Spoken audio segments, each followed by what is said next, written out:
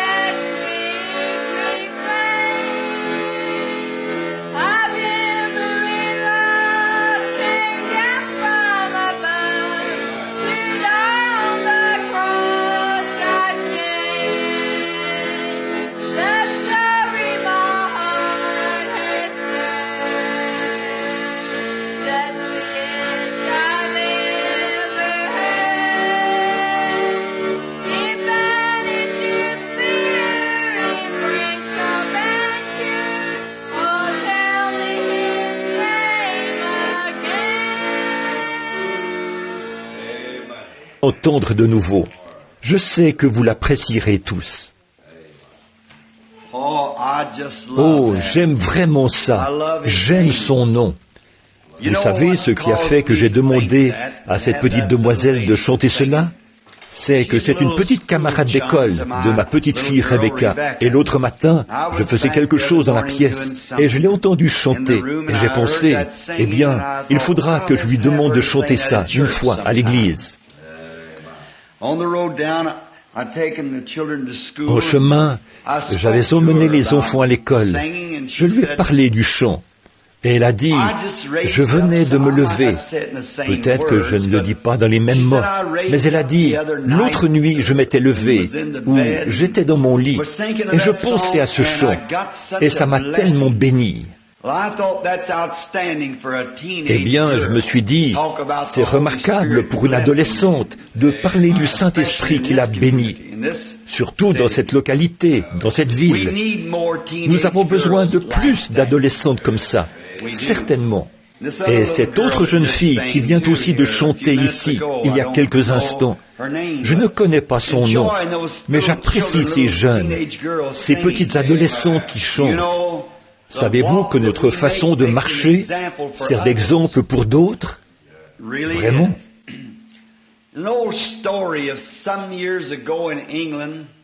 On raconte l'histoire d'un homme en Angleterre, il y a bien des années. Il s'est proposé d'aller boire le verre de l'amitié à Noël, juste pour sympathiser. Il est allé chez ses voisins et ils ont échangé des cadeaux. Tout le monde lui a dit, « Allons, Jean, prends juste un verre de ça. » Une petite gorgée par ici, une petite gorgée par là, et il s'est vraiment enivré. Et alors qu'il rentrait à la maison, il était tombé environ 15 cm de neige. Et son petit garçon le suivait. Il ne pouvait pas le porter, il était trop ivre. Et alors qu'il rentrait à la maison, il venait juste de se retourner. Il a remarqué que son petit garçon titubait dans la neige. Et il a dit, « Fiston, pourquoi titubes-tu dans la neige ?» Il a dit, « Papa, j'essaie de suivre tes traces de pas. » Il a pris le petit garçon dans ses bras et a dit, « Oh Dieu, à partir d'aujourd'hui, je ne boirai plus jamais. Quelqu'un va suivre vos traces. Marchons sur cette ligne droite, du berceau jusqu'au calvaire. Voilà les traces sur lesquelles nous voulons les faire marcher. » Maintenant, je sais que ce soir, c'est le soir de la communion. Et je vais avoir juste quelques instants pour vous parler de la parole. Et j'aime parler de lui, parce qu'il est si réel pour moi. Je lisais un petit article il y a un certain temps, alors que je repense à ces jeunes filles. Ça s'est passé dans l'Ouest. Lors d'une nuit d'orage, la tempête faisait rage et le vent soufflait fort. Il y avait des gens qui avaient une réunion de prière. Et la personne qui conduisait la réunion de prière était une jeune fille vraiment ravissante. Elle ne pensait pas au danger dans lequel elle pourrait se trouver, mais elle habitait pratiquement à l'autre bout de la ville. Et d'habitude, à cette heure du soir, il y avait beaucoup de monde dans les rues. Lorsque la réunion de prière a été finie, ils avaient chanté pour le Seigneur, et leur cœur était heureux. Et je pense, tout compte fait, qu'ils se sentaient un peu comme frère Biller tout à l'heure, lorsqu'il témoignait. Tellement heureux qu'ils ne pouvaient contenir leur joie et qu'ils devaient simplement la laisser s'échapper. Après que le dernier Amen a été prononcé, ils ont tous pris le chemin de la maison. Et la jeune demoiselle a pris son manteau, en a relevé le col, l'a boutonné et s'est mise à descendre la rue. Elle a remarqué que la nuit froide avait poussé les gens à rentrer chez eux, près de leur cheminée. Et elle s'est retrouvée toute seule dans la rue. Et elle a commencé à se sentir en danger. Vous savez, je suis si content de ce que le Saint-Esprit puisse nous avertir des choses à venir, pour nous faire échapper à ces dangers. Cela ne lui était jamais venu à l'idée d'avoir peur. Et elle s'est simplement mise à chanter ce vieux cantique. Non, jamais tout seul. Alors qu'elle traversait la ville, il semblait que personne n'allait l'ennuyer. Mais subitement, une grande crainte s'est emparée d'elle. Alors qu'elle regardait autour d'elle, elle a vu un homme tout près, d'apparence vraiment hideuse, qui la fixait. Il avait les bras tendus comme ceci. Il s'approchait d'elle. Il n'y avait aucun moyen de s'échapper. Et c'est une histoire vraie. Rien ne lui servait de courir. Il la rattraperait. Il n'y avait qu'une seule chose à faire. Elle ne pouvait pas crier. Le vent soufflait tellement fort qu'il soulevait presque son corps de la rue. Personne n'arriverait à l'entendre. Et la neige était aveuglante. Il n'y avait qu'une chose à faire, prier. Alors, à voix basse, elle a commencé à murmurer une prière à Dieu. Et elle raconte que, sans savoir d'où il venait, tout à coup, un énorme chien s'est trouvé à côté de la porte. Il avait les poils hérissés, et il est venu se mettre à côté d'elle, justement du côté où cet homme se trouvait, et il a commencé à grogner méchamment, alors qu'il passait à côté de cet homme. Et dès que cet homme a eu poursuivi son chemin dans la rue, le chien a fait demi-tour et est allé se coucher en travers de la porte.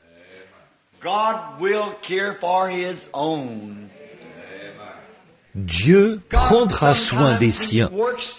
Dieu, parfois, il agit même par un chien ou un animal, ou d'une autre façon, pour montrer sa gloire et sa protection. Je suis si content de le connaître dans le pardon de mes péchés et d'avoir l'assurance que mes péchés sont sous le sang, alors que je les lui confesse quotidiennement. Ce matin, dans le message, j'ai pu sembler un peu décousu ou un peu tranchant, mais ce n'était pas vraiment un sujet pour un service de guérison. Mais j'ai vécu suffisamment longtemps pour savoir ceci, frère Tony, que si un homme fait simplement comme il se sent conduit, Dieu prendra soin du reste, d'une façon magistrale. C'est la toute première fois que c'est arrivé comme ça ici. Généralement, nous distribuons des cartes de prière et nous demandons aux gens de se lever. Mais le Saint-Esprit m'a poussé à demander combien il y avait de nouveaux venus dans le bâtiment, ce qui inclurait tout le monde. Et ensuite, il leur a fait connaître leurs désirs et il a prononcé leur guérison et tout. Cela démontre simplement que l'obéissance vaut mieux que les sacrifices et l'observation que la graisse des béliers. Donc ce soir, j'ai choisi un petit passage de l'Écriture ici pour parler pendant quelques instants. Mais avant que nous fassions cela, courbons la tête pendant un instant pour prier.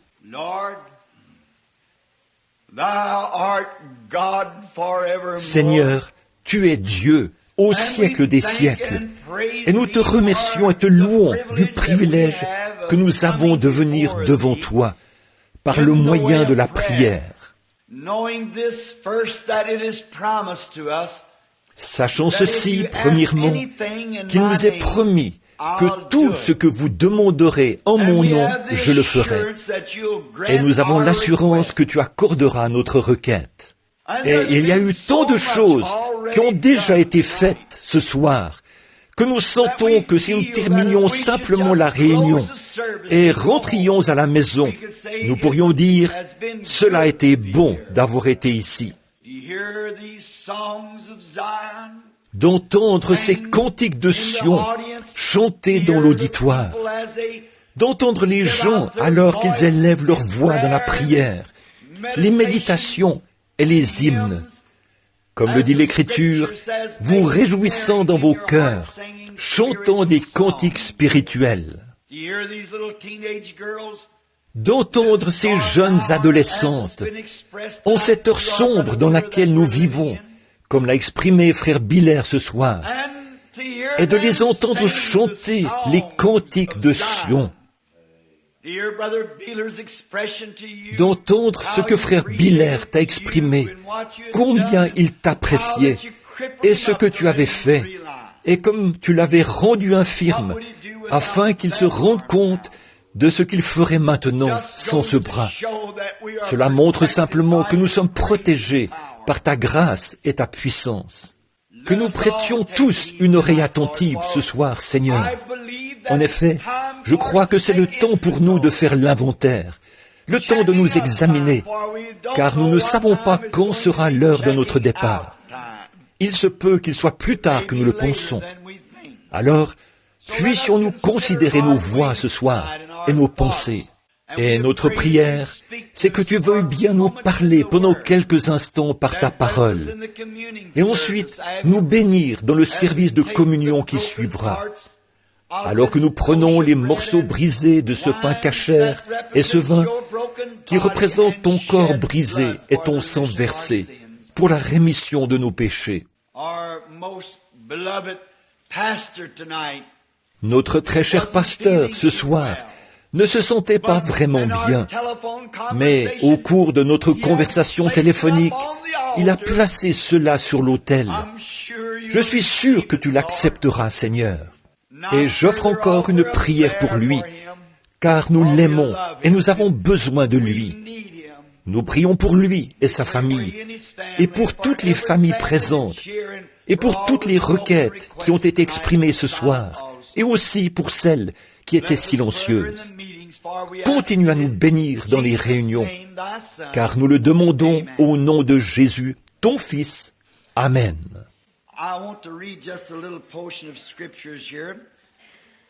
Je désire lire juste un petit passage des Écritures ici, qui se trouve dans 1 Roi 19, à partir du verset 9. Et là, il entra dans la caverne et il y passa la nuit. Et voici, la parole de l'Éternel lui fut adressée en ces mots. « Que fais-tu ici, Élie ?» Il répondit, « J'ai montré un zèle, ou une passion jalouse pour le Seigneur, le Dieu des armées. Et car ces enfants d'Israël ont abandonné ton alliance, ils ont renversé tes autels, et ils ont tué par l'épée tes prophètes. Je suis resté, moi, seulement, et ils cherchent à m'ôter la vie. L'Éternel dit, « Sors et tiens-toi dans la montagne devant l'Éternel. » Et voici, l'Éternel passa. Et devant l'Éternel, il y eut une forte tempête, un vent qui déchirait la montagne et brisait les rochers. L'Éternel n'était pas dans le vent. Et après le vent, ce fut un tremblement de terre. L'Éternel n'était pas dans le tremblement de terre. Et après le tremblement de terre, feu. L'Éternel n'était pas dans le feu.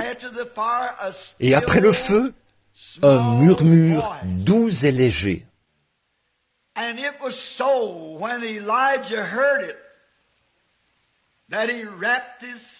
Quand Élie l'entendit, il s'enveloppa le visage de son manteau. Il sortit et se tint à l'entrée de la caverne. Et voici, une voix lui fit entendre ces paroles.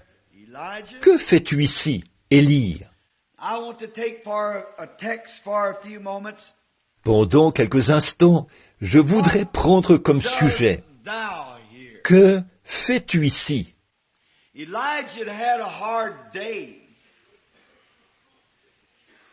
Élie avait eu un jour difficile. Il avait été sur la montagne du Carmel et il avait vu la gloire du Seigneur descendre.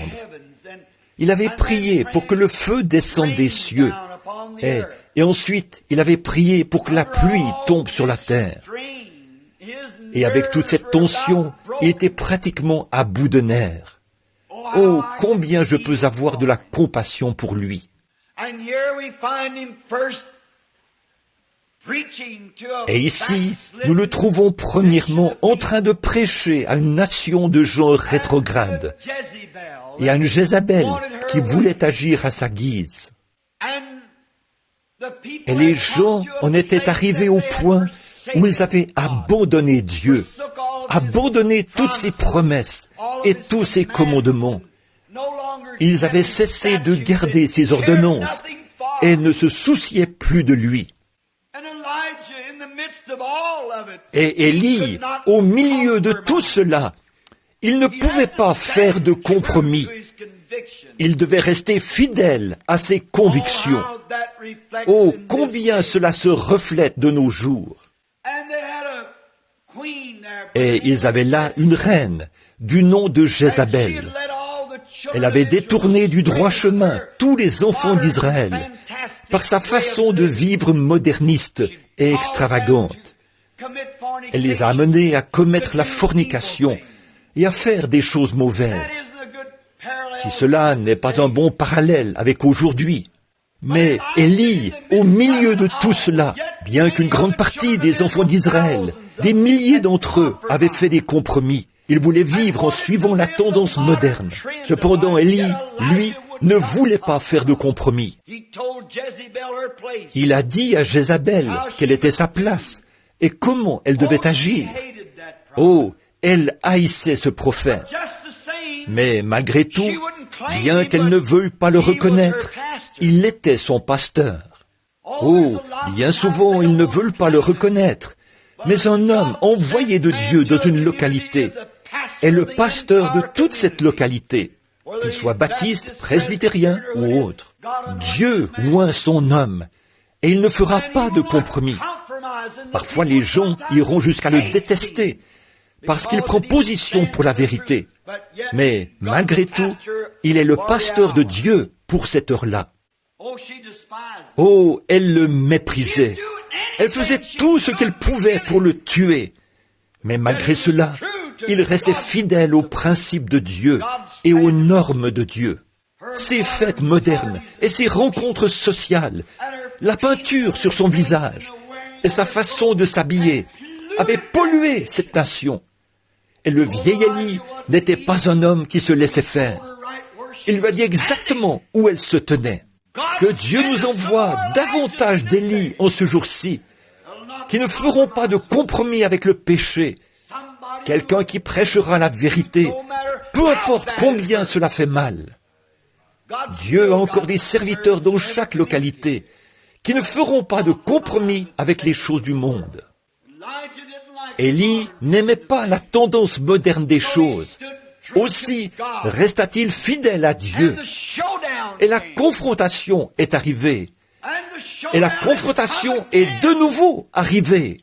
Et Élie, sur la montagne Carmel, alors qu'il pensait que tous les jours des miracles étaient passés et que des miracles n'étaient plus possibles, il y avait là un homme qui croyait en cela.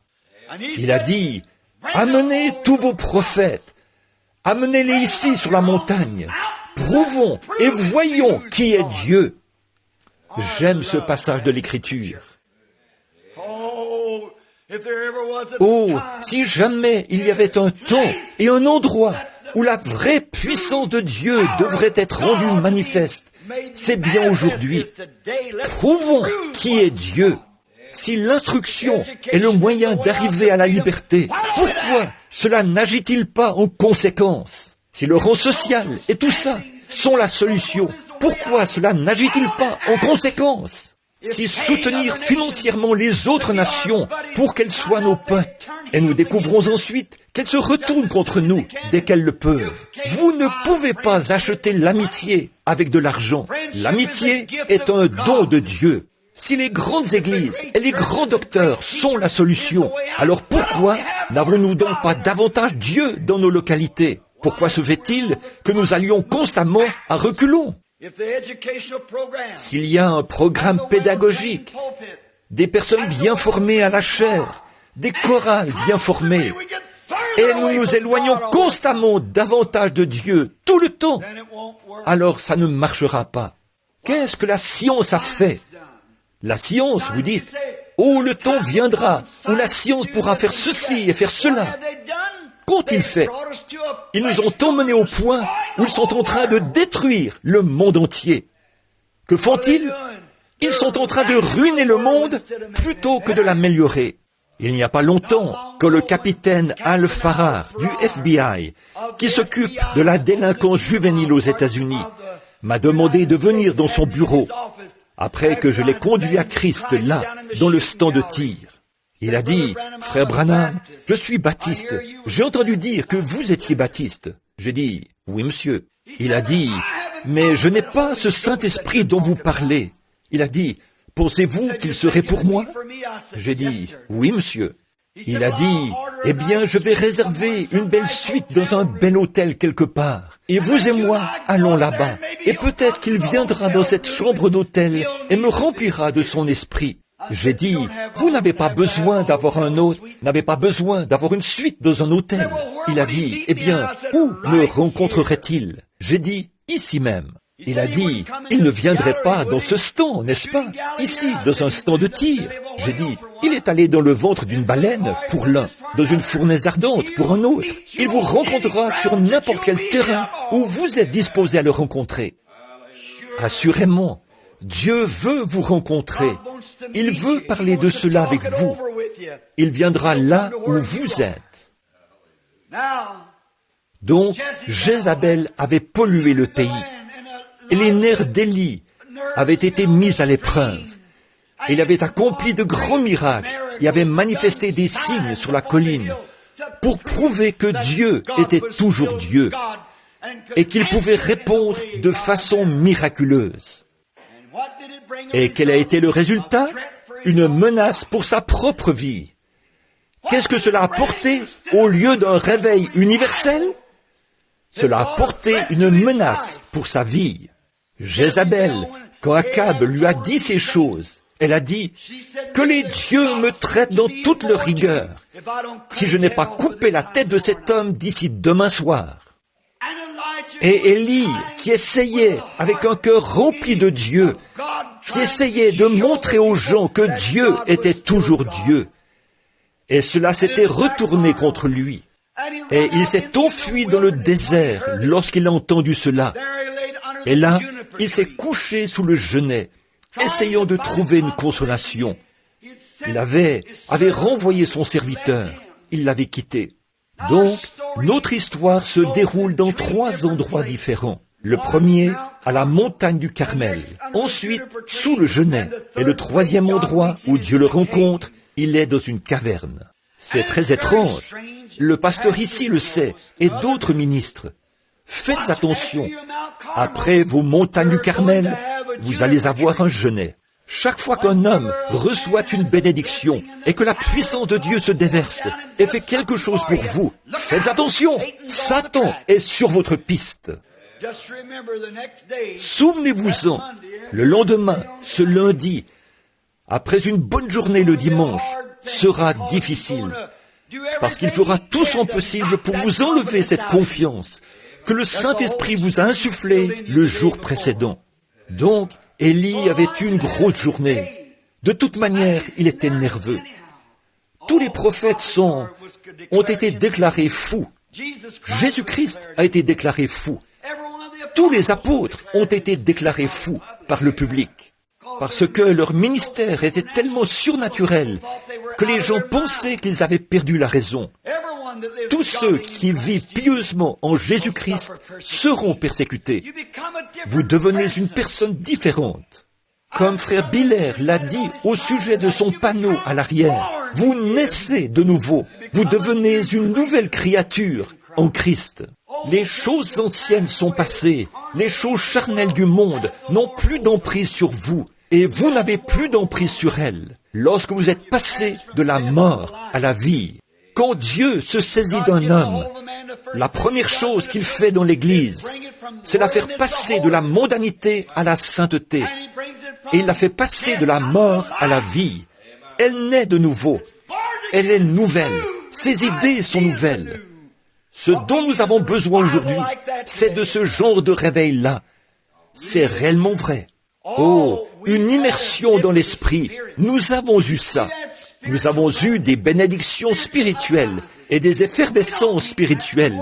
Mais ce n'est plus de ça que nous avons besoin. Nous avons besoin d'un réveil de l'esprit du Dieu vivant dans le cœur des gens. Nous n'avons pas tant besoin d'immersion dans l'esprit ou d'éveil spirituel. Nous avons besoin d'un réveil, c'est-à-dire de raviver ce que nous avons déjà. Pas d'un éveil spirituel, Ça, parfois, ça produit des multitudes de gens de toute espèce. Mais nous avons besoin d'un réveil qui fera le tri, qui secouera et qui retranchera toutes ces choses. C'est comme lorsqu'on se trouve au bord de la mer.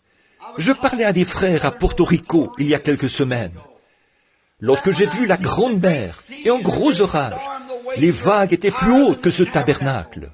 Et j'ai dit, vous savez quoi? Il n'y a pas une seule goutte d'eau de plus que lorsque cette mer est tout à fait calme. Mais tout ce remue-ménage et ces soubresauts, qu'est-ce que ça signifie? Cela fait sortir toute la saleté qui s'y trouve et la rejette sur la rive. C'est ce dont l'Église a besoin, d'un réveil, afin de la débarrasser de toute la mondanité et de toutes les choses du monde, et que cela ramène la pureté, la sainteté de Dieu dans le cœur de ses croyants, l'humilité. Eh bien, les hommes, pour se satisfaire, s'ils n'ont pas un réveil de temps à autre dans leur esprit, ils deviennent tellement charnels et tellement indifférents, jusqu'à devenir prétentieux, guindés, imbus de leur propre justice. Ils lisent et ils étudient, et c'est bien, mais ce n'est pas la chose dont nous parlons. Vous en connaissez plus sur la parole. C'est bien de connaître la parole, mais c'est mieux de connaître l'auteur de la parole. Voyez, ce petit quelque chose que vous laissez de côté, ce quelque chose dans votre cœur qui fait de vous ce que vous êtes, c'est ça la chose. Je vous le dis, Élie, ses nerfs étaient à fleur de peau, là. J'ai toujours eu de la compassion pour lui. Ses nerfs étaient sur le point de lâcher, là. Et ce grand coup de Jézabel l'a achevé. Il s'est alors enfui dans le désert, et là, il s'est couché sous le genêt. Oh, cette expérience du genêt. Il y en a beaucoup parmi nous qui se retrouvent sous le genêt. Bien souvent, je me retrouve moi-même là-dessous, à un point où on ne sait plus que faire. On est bouleversé. En fait, je me trouve là-dessous en ce moment même, et je me demande, oh Dieu, que veux-tu que je fasse? Vous savez, les gens qui sont sous le genêt sont comme Élie. Ils aiment dormir. Je prêche à davantage de gens fatigués que n'importe qui dans le monde. Les gens sont tellement fatigués, ils sont si tendus mentalement qu'ils remplissent les asiles d'aliénés et les hôpitaux partout. Ils sont dans un tel état nerveux qu'ils ne savent plus ce qu'ils croient vraiment et ce qu'ils veulent. Ils sont simplement couchés là. Ils ne savent pas ce qu'il faut faire. Oh, c'est une scène tellement triste. Écoutez, mon frère, vous ne pouvez pas boire pour vous en débarrasser. Vous ne pouvez pas pousser des cris pour vous en débarrasser. Et vous ne pouvez pas non plus jouer aux cartes jusqu'à ce que cela s'atténue. Vous pourriez faire 1000 siestes, essayer de dormir pour vous en débarrasser, mais vous n'y arriveriez pas. Tous nos petits remèdes, tout ce qu'ils font, c'est soulager les symptômes. Nous avons besoin de quelque chose qui guérisse la maladie. Nous avons besoin d'un... Tous les psychiatres du monde ne peuvent pas guérir cela. Cela soulage simplement les symptômes. Le remède se trouve dans le sang de Jésus-Christ. Non pas dans le fait d'aller se reposer au bord de la mer, ni dans le fait d'aller chercher un chant, une chorale, pour chanter des chants. C'est ce que nous essayons de faire de nos jours. Chanter pour nous en débarrasser. Oh, nous allons faire comme les Jones. Et nous essayons de faire quelque chose de différent. Nous essayons d'y aller par l'instruction. Il n'y a qu'une seule façon d'y arriver, c'est de regarder les choses en face. C'est vrai. Oh, si vous êtes contrarié et bouleversé, n'adhérez pas à une église. Venez à Christ. C'est le seul remède. N'essayez pas de tourner nouvelle page. Obtenez simplement une nouvelle vie. Christ est la réponse. Il s'est couché là, sous le genêt. Il ne savait pas quoi faire. Ses nerfs avaient lâché. Il tremblait. Sans doute qu'il pleurait. Il était dans un état terrible. Beaucoup d'entre nous sont passés par là, et spécialement après une expérience de la montagne du Carmel. La question m'a été posée à ce sujet par quelqu'un l'autre jour. qu'est-ce que nous pouvons-nous faire? Qu'est-ce qui peut être fait pour nous à ce moment-là? Il n'y a qu'une seule chose à faire, vous en remettre à Dieu.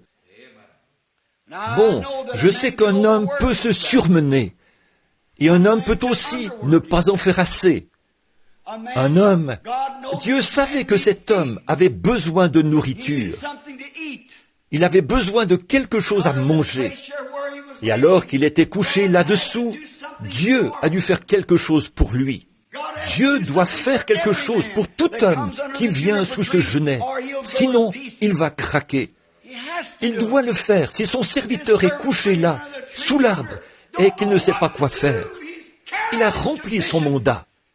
Élie a dit, « Oh Seigneur, laisse-moi mourir. » J'ai eu ce genre de sentiment après être sorti d'une réunion où, semblait-il, j'avais essayé et prêché et supplié et persuadé et vu l'ange du Seigneur descendre dans la réunion et accomplir des signes et des miracles.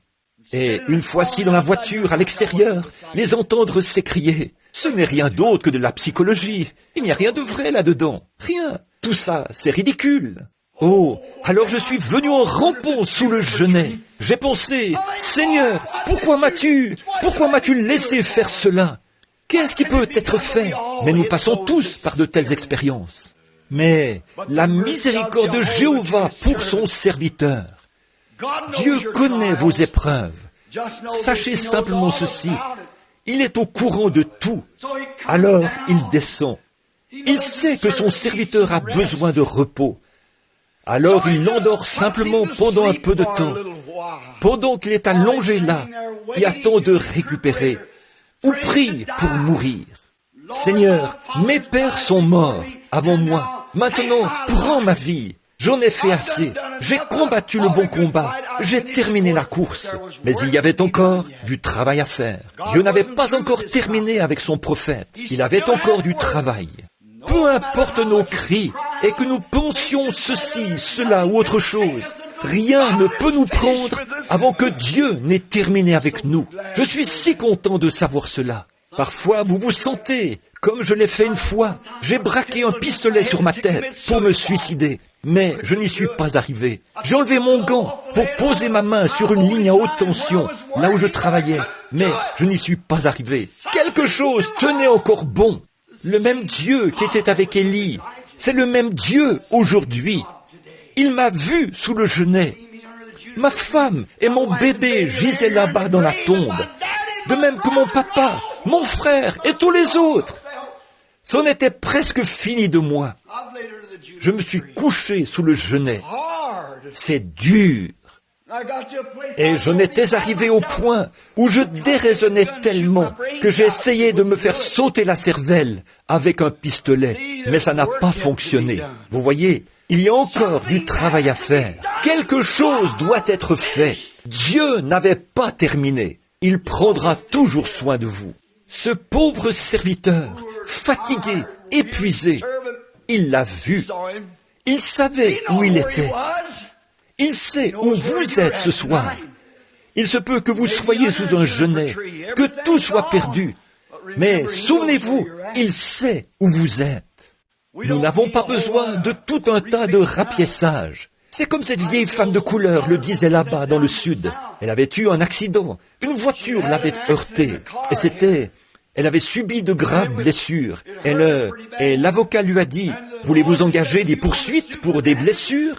Elle a dit, « Bonté divine, miséricorde. » Non, mon chéri. Elle a dit, « J'ai eu assez de blessures. Ce que je veux, ce sont des réparations. » Et je crois qu'elle a bien parlé pour cette localité et pour cette église ce soir et pour cette Amérique qui est en route pour l'enfer. Elle n'est pas simplement rétrograde, elle est déjà fichue. Elle n'est pas en route pour l'enfer. Elle a déjà rejoint l'enfer. Elle n'est pas perdue ou sera perdue, elle est déjà perdue. Elle n'a pas besoin d'engager des poursuites pour des blessures. Elle a besoin de réparation. C'est la vérité. Il sait où vous êtes. Il sait où vous êtes couché. Il a envoyé un ange. L'ange l'a touché et il s'est endormi. Et lorsqu'il s'est réveillé, il y avait des gâteaux de maïs, ou une sorte de gâteau cuit, posé à côté de lui. Et il a dit, « Élie, lève-toi et mange. » Voilà la grâce de Dieu envers son serviteur. Vous voyez, il lui donne du repos. Vous savez, Jésus a dit, « Venez à l'écart, dans un lieu désert, et reposons-nous un peu. » Certains de ces hommes qui pensent que vous n'avez pas besoin de vous reposer, nous découvrons qu'ils s'épuisent aussi très rapidement. S'ils ne prennent pas de repos, ils se retrouvent naufragés quelque part. Je crois que c'est là que se trouve notre frère Billy Graham ce soir, en essayant d'en faire trop. Ces corps humains sont forts, mais ils ont besoin de repos. Et lorsque vous pouvez prendre un peu de repos et aller quelque part, on vous critique. On dit, « Je croyais que c'était un prédicateur. Regardez-le là-bas sur la rive, en train de pécher. » ou quelque chose comme ça. Mais cela n'a pas d'importance. Jéhovah prendra soin des siens. Et alors qu'il était couché là, sous l'arbre, épuisé, contrarié, Dieu a calmé ses nerfs. Il l'a nourri. Il l'a réveillé de nouveau et l'a nourri encore une fois. Et ensuite, il l'a rendormi. Vous savez, je me suis souvent demandé ce qu'il y avait dans ces gâteaux. Quelle sorte de vitamines a-t-il trouvé dans ces gâteaux? De toute façon, quoi qu'il y ait eu là-dedans, ça l'a tenu pendant 40 jours et 40 nuits. Il est parti avec la force que ces gâteaux lui avaient procurée. Dieu sait ce soir que j'en ai besoin de quelques-uns. Et je suis sûr que cette Église en a besoin de quelques-uns. Venez à l'écart, loin du monde, et reposons-nous un peu. Discutons pendant un instant. Vous dites que vous n'avez pas le temps de vous reposer. John Wesley a dit ça une fois. Il a dit, « J'ai peur de me reposer. Je n'ai pas le temps de me reposer. » Et vous vous retrouvez complètement épuisé si vous ne prenez pas ces temps de repos.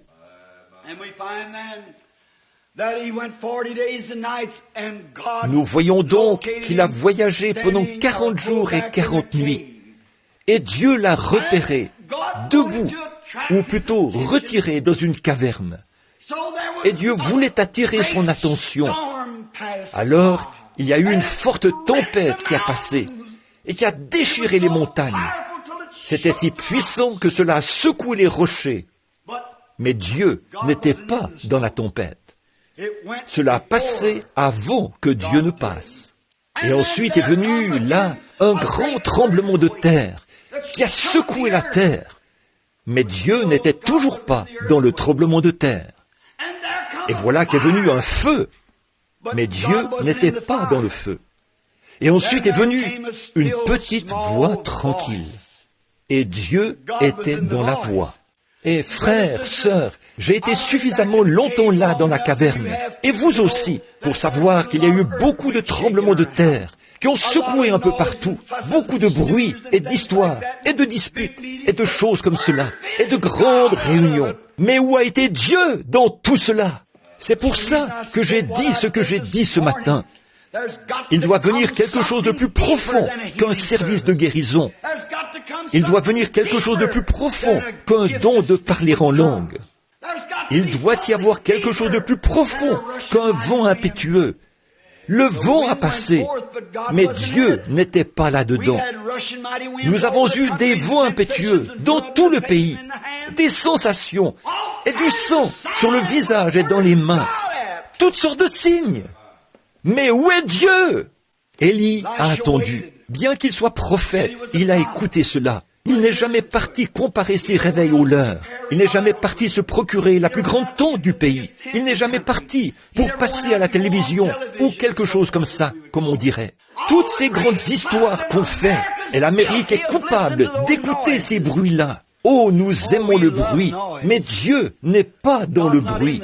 Bien que ces choses-là soient honorables en soi, cependant, Dieu n'est pas dans le bruit. Si cela avait été le cas, alors, quand les Africains tapent sur leur tam-tam, vous n'avez jamais entendu autant de bruit et de rythme. Dieu n'était pas là-dedans. Et nous avons eu des vents impétueux, nous avons eu toutes sortes de feux et de tremblements de terre et de secousses, de grands réveils et des choses comme cela. Dieu n'était pas là-dedans. Si cela avait été le cas, cela se serait remarqué. Mais après cela est venue une petite voix tranquille. Alors Dieu était dans la voix. C'est ce que je pense aujourd'hui, mes amis. Nous nous laissons tellement porter par tout le bruit. C'est que l'Amérique aime le bruit. Regardez ce qu'ils font. Ils allument ces radios, mettent le volume aussi fort que possible, jouent du rock'n'roll, du boogie-woogie et toutes ces sortes de choses. Ils aiment mettre le volume si fort que ça vous fait presque sauter les tympans. Tout ce bruit, tout au long de la journée. Et dans l'église, nous avons battu du tambourin, nous avons couru de long en large, nous avons crié, hurlé, poussé des cris. Et là, nous avons eu des bons moments. Rien contre cela. Mais où était Dieu là-dedans? Qu'est-ce que cela a fait? Cela nous a fractionnés en petits morceaux, appelés les assemblées de Dieu, l'église de Dieu, les pentecôtistes unitaires unis, toutes ces autres diverses petites dénominations. Dieu n'était pas là-dedans.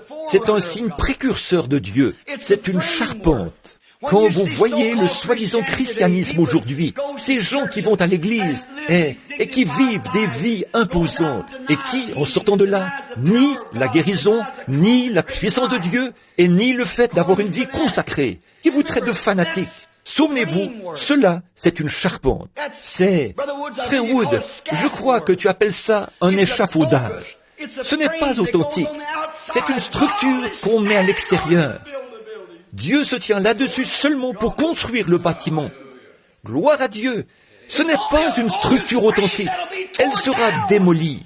Nous avons tapé des mains et avons dit « Gloire à Dieu ».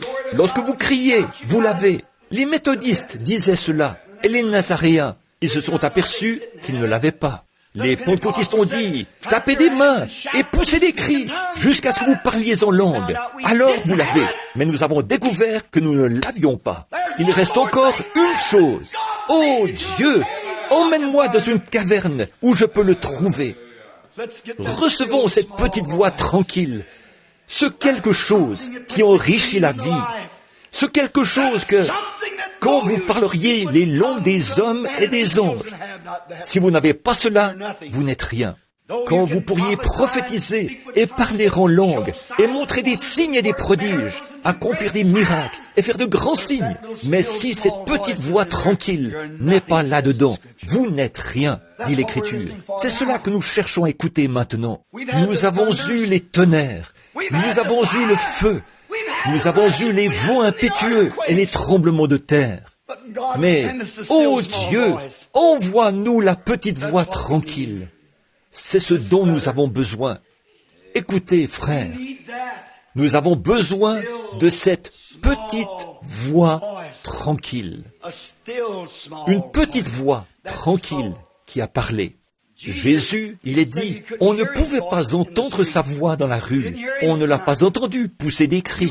Il était notre modèle. Regardez-le. On a comparé son esprit à celui d'une colombe. Il était doux. En effet, les grandes choses sont des choses silencieuses. Le saviez-vous, mes amis? Écoutez, le soleil qui donne la vie sur la terre à toute chose vivante, à la vie botanique, à la vie des plantes, à la vie des arbres, et j'en passe. Il engendre la vie. C'est ce que le soleil fait. Il peut puiser 1 million de gallons d'eau de la terre en faisant moins de bruit que nous n'en faisons en remplissant un seau d'eau à une pompe. Voyez, ce sont de grandes choses. Les choses silencieuses sont de grandes choses. Avez-vous déjà entendu le monde tourner? Avez-vous déjà entendu les planètes lorsqu'elles traversent leurs orbites? En avez-vous déjà entendu une? Voilà les grandes choses. Avez-vous déjà entendu le soleil se lever? Oh, nous pensons que nous devons avoir beaucoup de bruit, que nous devons avoir un orchestre d'instruments de cuivre pour donner du rythme, beaucoup de sentiments. Sinon, nous n'avons pas une bonne réunion. Nous pensons que tout le monde doit être au sommet de sa forme, qu'il tape des mains et tout. Nous pensons que la musique doit être bien rythmée et que tout le monde court d'un bout à l'autre de l'allée. Nous avons eu cela. Quel bien cela a-t-il fait? Où se trouve-t-il? Où est-ce que ça nous a amenés aujourd'hui? Dans un tas de confusion, dans un tas de dénominations, divisées. La communion entre les frères est détruite. Certainement, voilà ce que cela a produit. C'était ce vieux Gélec et ce gazon et toutes ces espèces de bestioles qui étaient là au commencement. Et Job a vu, ou Joël les a vus, ce que le gazon a laissé le gélec l'a mangé, et ce que le gélec a laissé, la sauterelle l'a mangé, et ainsi de suite, si bien qu'à force de le dévorer, on n'en a laissé plus qu'une souche. Mais l'Écriture dit, « Je restaurerai, dit le Seigneur. » Nous attendons quelque chose. Avec tous les cris, nous avons eu suffisamment de tintamarre et de bruit pour convertir le monde entier. Nous avons poussé suffisamment de hurrahs et de cris et toutes ces choses-là. Et finalement, qu'est-ce que cela a fait? Cela n'a pas édifié l'Église. Cela a bâti des dénominations. Cela a fait que des hommes partent avec des idées pleines d'orgueil et deviennent prétentieux. Je n'aime pas ce genre de choses. Ils s'avancent sur l'estrade et les gens disent « Oh, regardez-le, c'est un prince. Regardez comment il est habillé. Ses manières sont très raffinées. Toutes ces choses. Il s'est bien articulé quand il parle et tout. Ce n'est pas ça que Dieu choisit. » Un jour, un prophète avait pensé ça. Il s'apprêtait à oindre un serviteur. Il a dit « Celui-ci est le plus grand de la famille. Il fera bonne impression. » Mais Dieu l'a rejeté. Vous n'avez pas besoin d'avoir des princes et tout ça pour qu'ils se tiennent là comme je ne sais pas quoi. Ce n'est pas les vêtements que vous portez ou l'éloquence avec laquelle vous parlez. C'est ce quelque chose qui est à l'intérieur de vous. Cette voix de Dieu, c'est de cela qu'il s'agit. Le prophète a passé près d'un autre. Il a dit, ce n'est pas lui. Dieu l'a rejeté. Il est passé près d'un autre. Il a dit, n'en as-tu pas un autre? Il a dit, nous en avons un petit au teint rosé qui est là-bas sur la colline, en train de garder les brebis. C'était David.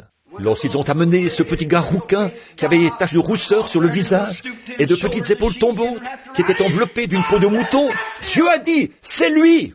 Tous vos colosses et vos prétentieux ne s'accordez pas avec Dieu. Vous pouvez être docteur en théologie, en philosophie, ou avoir 2 doctorats en droit. Vous pouvez être évêque, pape, ou quoi que ce soit. Mais il faut Dieu pour faire quelque chose à partir de rien. Aussi longtemps que vous pouvez être le rien du tout, Dieu peut être le quelque chose. Aussi longtemps que vous pouvez vous mettre hors du chemin, alors Dieu peut intervenir. Mais quand vous êtes si prétentieux et guindé, que vous avez le plus grand et le meilleur, vous n'avez rien de ce que vous devriez avoir. C'est un cœur humble devant Dieu. Et nous savons cela, frères, certainement. Assurément, vous n'avez jamais vu ou entendu le soleil se lever. Vous n'avez jamais entendu cela. Êtes-vous déjà sorti la nuit pour entendre la rosée tomber? Que ferions-nous sans elle? Vous voyez, ce n'est pas ça qu'il faut. Je vais vous dire une chose maintenant. C'est la tranquillité.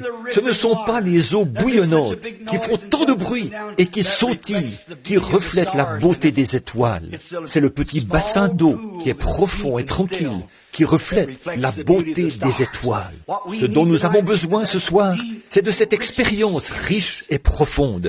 Ce quelque chose au fond de nous. Ce n'est pas nécessaire qu'on pousse des cris, bien que cela puisse arriver, mais nous avons mis tout l'accent sur nos cris. Il se peut qu'on ne parle jamais en langue, bien que cela puisse arriver, mais nous avons mis tout l'accent là-dessus. Il se peut qu'on n'assiste jamais aux réunions de Billy Graham, aux réunions d'Oral Roberts, ou aux miennes. Ce n'est pas nécessaire. Ce qu'il faut, c'est cette profondeur de l'amour éternel de Dieu, cet esprit à l'intérieur de soi, qui fait de vous ce que vous êtes. C'est de cela que je parlais ce matin. C'est pour ça que je ramenais constamment l'Église au calvaire. Ne pensez pas que parce que vous avez parlé en langue, ou parce que vous en savez tant au sujet des Écritures, ou vous avez lu les livres de quelqu'un, et vous en savez plus que les autres. Il a dit, mets une marque sur ceux qui soupirent et qui gémissent à cause des abominations qui sont commises dans la ville. Sur qui ferait-il une marque dans nos villes ce soir? Vous voyez, c'est la profondeur de l'esprit, pas le côté superficiel. Ce n'est pas la coquille qui entoure la noix de hickory qui est bonne. C'est la noix du hickory qui est sous la coquille. Vous avez une grande coquille vide. Vous n'avez rien là-dessous. Ce dont nous avons besoin ce soir, c'est une profondeur de l'amour de Dieu. Lorsqu'Élie a entendu cette petite voix tranquille, rien n'a pu le perturber. Qu'avez-vous entendu dans tout cela? Dans quelques jours, vous allez partir. Vous avez entendu Billy Graham. Vous allez entendre Oral Roberts. Vous allez en entendre d'autres, de grands hommes. Rien contre ces hommes-là. Ce sont des serviteurs de Dieu. Mais n'écoutez pas le bruit. Entendez cette petite voix tranquille. La profondeur de ce quelque chose qui entre dans le cœur humain et qui retire de vous toutes les futilités. Cela retire de vous tout ce qui est du monde. cela vous fait détester les choses du monde et aimer les choses de Dieu. C'est ça, la profondeur. C'est le bassin qui reflète les étoiles de la gloire éternelle de Dieu. C'est la chose qui fait monter les larmes aux yeux, qui amène la joie ineffable et pleine de gloire. Ça vous fait tenir debout lorsque toutes les autres choses vous font défaut. Ça fait, quand la maladie vient, ou même la mort elle-même, cela continue à refléter les bénédictions de Dieu. Ce petit bassin qui est profond et qui reflète les cieux, non pas le bruit de l'eau qui coule en ondoyant. Les eaux ondoyantes ne sont pas très profondes. Ce sont les eaux tranquilles qui sont profondes.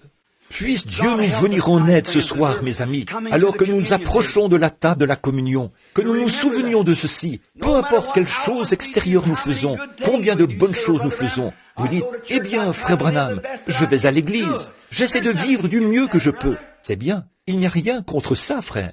J'ai parlé en langue, frère Branham. J'ai poussé des cris par l'esprit. C'est bien, mais ce n'est pas de ça que je parle, frère. Ce n'est toujours pas ça. Ce n'est pas de ça que je parle. Je parle de cette petite voix tranquille, ce quelque chose de riche, de royal. Je voyais autrefois ces vieilles mamans qui s'avançaient dans l'allée ici, il y a des années, les larmes coulant sur leurs joues, lorsqu'un jeune pêcheur se levait pour venir à l'autel. Aujourd'hui, lorsque je fais un appel et qu'un garçon s'avance, ils restent assis là et font claquer des bulles de gomme. Qu'est-ce qu'il y a? Vous n'entendez plus cela. Qu'avez-vous entendu? Qu'entends-tu? Nous sommes au temps de la fin. Vous entendez à la télévision et à la radio, dans vos magazines, dans vos journaux, qu'il y aura un tourbillon qui balayera ce pays un jour. Que cherchez-vous à écouter? Entendre les messages d'alerte, la radio allumée toute la journée et toutes les absurdités qui sont diffusées pour entendre quand les balles vont tomber ou les bombes? Moi, je n'écoute pas ces choses-là. Je suis à l'écoute pour entendre une voix qui dira « Monte plus haut, tu as fait du bon travail, mon bon et fidèle serviteur ». Qu'entends-tu? Vous savez, je crois que nous portons tant d'intérêt à écouter attentivement toutes les choses du monde et ce genre de choses que nous ne pouvons pas entendre cette petite voix tranquille. Nous entendons notre pasteur dire « Adhérez simplement à l'église, tout ira bien ». Nous en entendons certains dire « Parlez simplement en langue, ce sera réglé ». Certains dire « Poussez simplement des cris, ce sera réglé ». Vous ne pouvez pas entendre cette petite voix tranquille qui place quelque chose de riche et de profond dans votre vie, qui fait de vous ce que vous devriez être. Un grain de blé ne produit pas du blé parce qu'il est sur une plante ou sur une tige.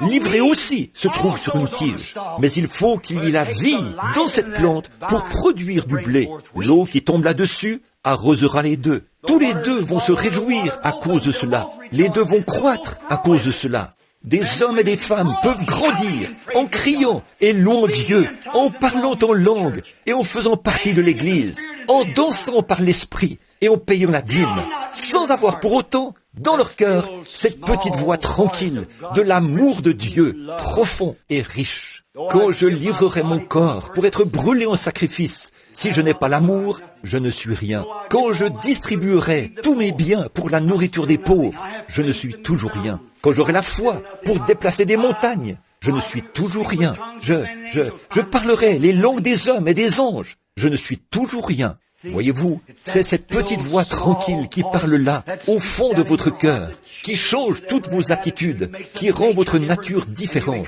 et vous devenez une nouvelle créature en Christ. Qu'entends-tu? Cela dépend de ce que vous cherchez à entendre, mon ami. Si vous écoutez, entendez, je ne fais pas de remarques ni de réflexions, mais si vous écoutez, vous entendez parler d'un grand réveil quelque part, où 10 000 personnes se sont réunies. Allez-y, vous écoutez la mauvaise chose. J'irai là-bas pour voir. On raconte qu'ils ont de grandes foules. Cela ne fait aucune différence. Les champs de course ont ça. Tout le reste a ça. Les gens du rock'n'roll ont ça. Je vais là-bas pour quelque chose d'autre. Si vous allez pour autre chose si vous cherchez à entendre autre chose que cette petite voix tranquille, retournez dans la caverne. Retournez sous le genêt jusqu'à ce que nous puissions nous préparer. Restez tranquille et attendez. Laissez les tonnerres passer, laissez le tremblement de terre secouer, laissez les vents impétueux passer et le feu balayer, ou quoi que ce soit.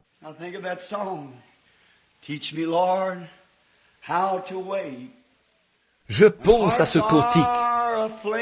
Seigneur, enseigne-moi la patience, pendant que les cœurs sont enflammés.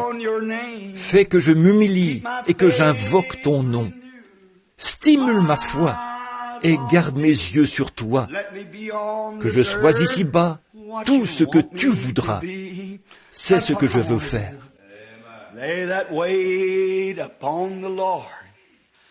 Ceux qui s'attendent au Seigneur renouvelleront leur force.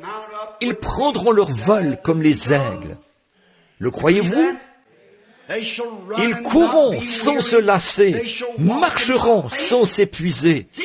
Seigneur, enseigne-moi la patience. Laissez passer les tonnerres, laissez passer le feu, mais laissez-moi entendre cette petite voix tranquille qui dit « Venez à moi, vous tous qui êtes fatigués et chargés, sortez de dessous le genêt, sortez de vos cavernes. Je veux mettre un voile sur ma foi, faire face à son sang, m'avancer et dire « Oui Seigneur, maintenant je crois, prions. » Ô Seigneur, Créateur des cieux et de la terre, auteur de la vie éternelle et donateur de tout bon don, sois miséricordieux envers nous, Seigneur. Nous nous tenons là avec le besoin d'entendre. Nos voix, Seigneur, se sont élevées. Et maintenant, nous avons entendu tellement de voix. Il y a tellement de choses qui disent « Venez ici, dans cette église-ci. Si vous adhérez à notre église, nous avons le meilleur groupe de la ville, les gens les mieux habillés. Le maire de la ville vient chez nous. Et beaucoup de gens dans leurs réunions, Seigneur, ont des gouverneurs et ainsi de suite, qui viennent et qui font des discours. Oh Dieu, garde ces choses éloignées de moi, Seigneur. Cache-moi dans une caverne et laisse-moi attendre, Seigneur.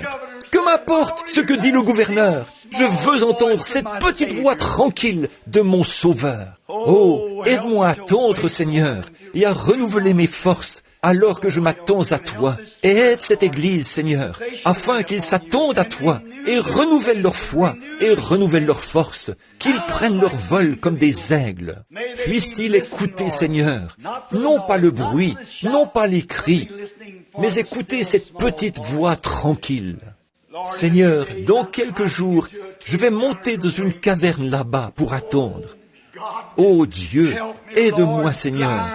Rends-moi aveugle et rends-moi sourd aux choses du monde, à la popularité ou à la célébrité, ou à toute chose vaine que ce monde pourrait offrir.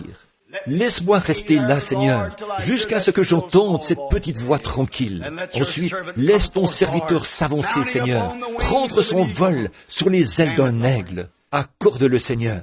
Bénis cette petite église, bénis notre frère Neville, enlève cette maladie de son estomac, Seigneur, et jette-la loin de lui. Ramène-le au travail, Seigneur, et puisse-t-il revenir ici renouvelé. Ils renouvelleront leur force. Accorde-le, Seigneur. Pardonne-nous nos péchés.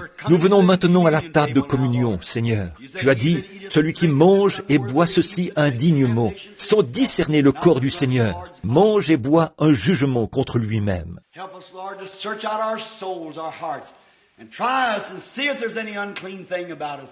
If there is, forgive us, O God, as we wait humbly upon Thee. We ask it in Jesus' name, Thy Son. Amen. Aide-nous, Seigneur, à sonder nos âmes, nos cœurs, et éprouve-nous et vois s'il y a quelque chose d'impur en nous. Si c'est le cas, pardonne-nous, ô Dieu, alors que nous nous attendons humblement à toi. Nous le demandons au nom de Jésus, ton Fils. Amen.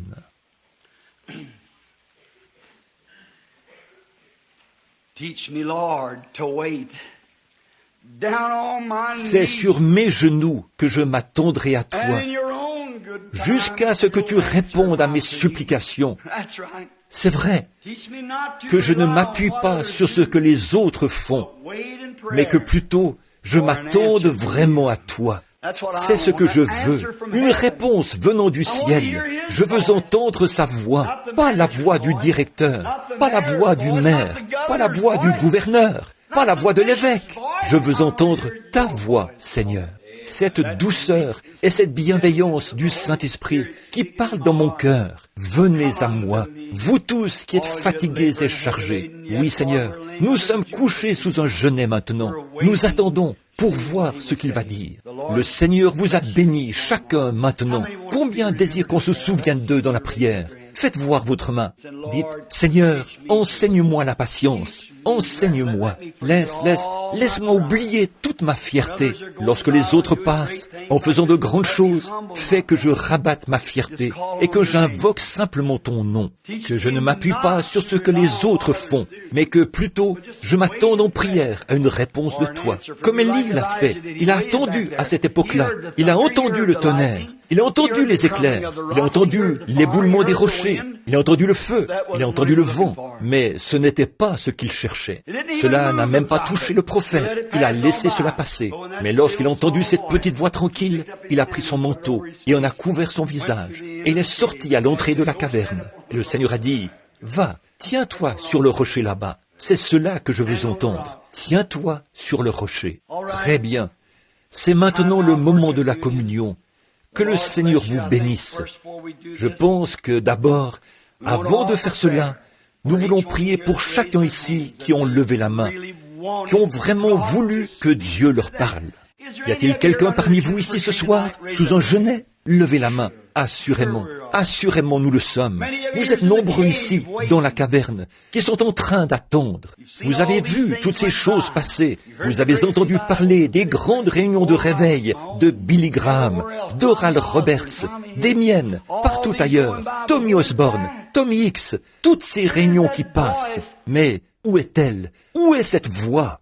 Vous dites, j'ai poussé des cris avec les Jessup, j'ai dansé par l'esprit avec les Musical Heart, j'ai toutes ces autres choses, j'ai fait tout cela. Mais où est ce quelque chose, frère Branham, qui me presse et qui met en moi un tel fardeau pour les âmes perdues que je ne peux même pas trouver le repos à cause de cela? Or, c'est la seule sorte qui entrera. C'est ce que la Bible dit. Mais un sceau seulement sur ceux qui soupirent et qui gémissent à cause des abominations qui sont commises dans la ville. Oh, c'est de cela que nous avons besoin, mes amis. Prions encore. Seigneur, s'il te plaît, Seigneur, oh, peut-être que je chante trop, peut-être que je prêche trop, peut-être que je crie trop, peut-être que je pleure trop, mais je ne prierai jamais trop. Ô Dieu, sonde-moi et éprouve-moi.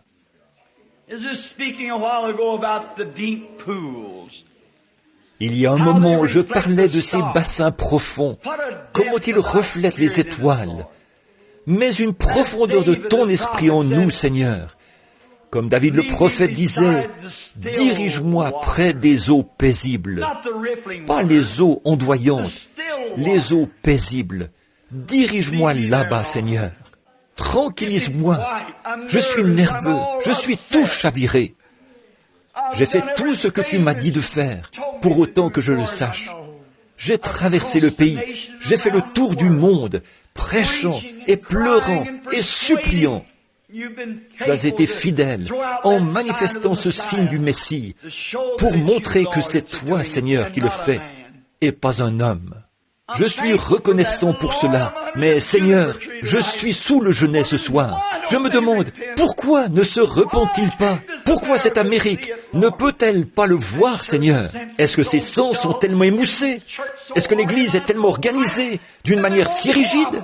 Et ils ne veulent pas coopérer. Ils ne veulent rien faire d'autre que critiquer. Mais ce soir, je suis aussi sûr qu'Élie l'était sous cet arbre, que tu en as encore 7000 qui n'ont point fléchi le genou devant Baal. Tu as beaucoup de saints sur la terre aujourd'hui qui attendent la venue du Seigneur. Ô Seigneur, aie pitié de nous, éprouve-nous et place-nous sur ta balance. Et si nous sommes trouvés légers, ô Seigneur, alors purifie-nous de nos péchés et fais de nous ce que tu veux que nous soyons. Accorde cela à chaque individu dans cette Église, car nous le demandons au nom de Jésus. Amen. Donc, ça va être le moment de la communion. Nous prions que le Seigneur vous bénisse maintenant. Tous ceux qui doivent partir et qui ne veulent pas prendre la communion, nous nous rencontrerons ici, mercredi soir. Nous nous rencontrerons de nouveau. N'oubliez pas de prier pour moi. Je vais en avoir besoin maintenant. Ces prochains jours, je vais avoir besoin de prière. Alors, ne le prenez pas juste à la légère, mais portez-moi dans votre cœur et priez pour moi. J'ai besoin de vos prières. J'ai des décisions à prendre qui pourraient représenter un changement pour des millions d'âmes. Il faut faire quelque chose. Je suis allé aussi loin que je le pouvais, avec mes propres forces. J'ai besoin d'une vision de Dieu pour moi-même. Il me montre pour les autres, mais j'ai besoin de quelque chose pour moi-même. J'en ai besoin. Priez pour moi. Il l'enverra si vous priez simplement. Alors que je roulais en voiture aujourd'hui, je regardais autour de moi. J'étais devant ta maison, frère Roy, et je n'ai pas voulu entrer. Il y avait une voiture parquée là. Je vous dois une visite, à toi et à Sir Slaughter. Meda et moi, nous roulions. J'ai dit, eh bien, nous reviendrons un peu plus tard. Mais j'ai été pris et nous n'avons pas pu revenir. Alors que nous nous déplacions, roulions sur la route, je pensais, oh Dieu, il faut faire quelque chose. Il faut vraiment que j'entre en contact avec toi quelque part. L'heure presse, les ténèbres s'installent, c'est le temps de la fin, il est minuit moins une. Voyez la présence de l'ennemi, les bouleversements, les émotions, l'état nerveux, le monde sous tension, et sans savoir que c'est là votre ruine. Voyez ? Oh là là, prenons notre vol maintenant comme des aigles, volons jusque dans les bras de celui qui est le même hier, aujourd'hui et éternellement. Maintenant, tous ceux qui veulent rester pour la communion, nous serons heureux de vous avoir pendant ce moment de communion fraternelle. Maintenant, tu as là 1 Corinthiens chapitre 11, je crois. Alors, je vais te demander de le lire à l'instant, frère Neville, s'il te plaît. Car j'ai reçu du Seigneur ce que je vous ai enseigné, c'est que le Seigneur Jésus, dans la nuit où il fut livré, prit du pain, et, après avoir rendu grâce, le rompit et dit, « Ceci est mon corps, qui est rompu pour vous. Faites ceci en mémoire de moi. » De même, après avoir soupé, il prit la coupe et dit, « Cette coupe est la nouvelle alliance en mon sang. Faites ceci en mémoire de moi, toutes les fois que vous en boirez. Car toutes les fois que vous mangez ce pain et que vous buvez cette coupe, vous annoncez la mort du Seigneur jusqu'à ce qu'il vienne. C'est pourquoi celui qui mangera le pain ou boira la coupe du Seigneur indignement sera coupable envers le corps et le sang du Seigneur. Que chacun donc s'éprouve soi-même, et qu'ainsi il mange du pain et boive de la coupe. Car celui qui mange et boit sans discerner le corps du Seigneur mange et boit un jugement contre lui-même. C'est pour cela qu'il y a parmi vous beaucoup d'infirmes et de malades, et qu'un grand nombre sont morts. Si nous nous jugions nous-mêmes, nous ne serions pas jugés. Mais quand nous sommes jugés, nous sommes châtiés par le Seigneur, afin que nous ne soyons pas condamnés avec le monde. Cela n'a pas besoin d'explication. C'est simplement ceci. Si nous mangeons et buvons indignement, nous mangeons et buvons un jugement contre nous-mêmes, ne discernons pas le corps du Seigneur. Et c'est pour cela qu'il y a parmi vous beaucoup d'infirmes et de malades, et qu'un grand nombre sont morts. Voyez, lorsque nous venons prendre la communion, chaque chrétien devrait prendre la communion. C'est votre devoir. C'est une confrontation. Voyez, Jésus a dit, si vous ne la prenez pas, vous n'avez point de part avec moi. Voyez? Mais celui qui mange et boit indignement, mange et boit un jugement contre lui-même. C'est-à-dire que si vous êtes encore là-bas avec le monde, et que vous faites les choses du monde, et que les gens vous voient prendre la communion, vous agissez mal. Vous ne faites qu'amener du déshonneur sur vous, et cela ne peut que vous nuire. Ce n'est pas que cela nuira à Dieu, c'est à vous que cela nuira. La personne devrait donc s'examiner, et avant que nous abordions ce moment sacré, Demandez à Dieu de sonder ma vie. Et si j'ai fait quelque chose qui n'est pas juste, pardonnez-moi pour cela. Ce n'est pas mon intention. Je rectifierai cela s'il me le révèle. Et je demanderai la même chose pour vous. Il est dit, lorsque vous vous réunissez, attendez-vous les uns les autres. C'est-à-dire, attendez-vous les uns les autres et priez les uns pour les autres. Nous voulons prendre cette communion. Et si nous ne le faisons pas, nous n'avons point de part avec lui. C'est ce qu'il a dit, ou plutôt Jean chapitre 6. Maintenant, prions. Priez pour moi, silencieusement, pendant que je prie pour vous.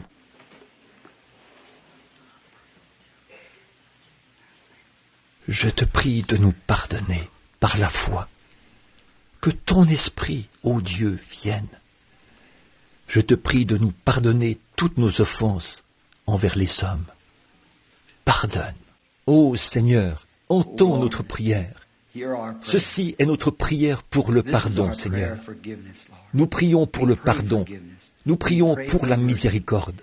Pardonne-nous, Seigneur, comme il est écrit dans ta parole. Pardonne-nous nos offenses, comme nous aussi nous pardonnons à ceux qui nous ont offensés. Et ne nous induis pas en tentation, mais délivre-nous du mal.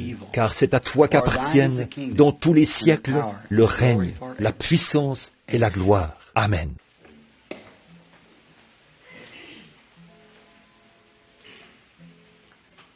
Je crois que tu as beaucoup